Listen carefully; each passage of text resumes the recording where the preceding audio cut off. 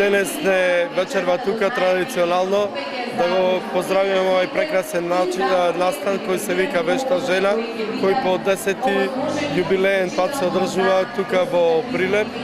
Навистина, секоја салата, сонце е претесно да ги прими сите оние кои што учествуваат на овој настан. Да му честитам за сите оние вештини кои ќе ги прикажат денес над преварувачките. Тоа не е само вкусни јадења, туку навистина и вистински креации и уметност.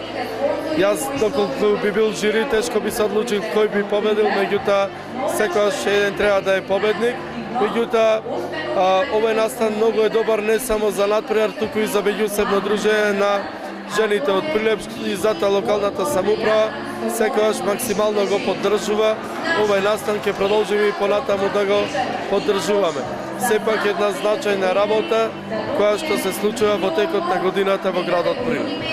Мене ми е посебно драго што вечерва за избор на Вешта жена на Прилеп е присутен и градоначалникот на Прилеп, кој што не само вечерва, него наназад, откако е градоначалник на Прилеп, редовно ги поддржува вештите жени. И неговата идеја, како и мојата исто е, преку дружењето создаваме здрави односи меѓу жените, а после и во семејствата, затоа што и главна цел на Вешта жена е мотивирање на жените како непрофесионални во делот што секојдневно треба да го користат.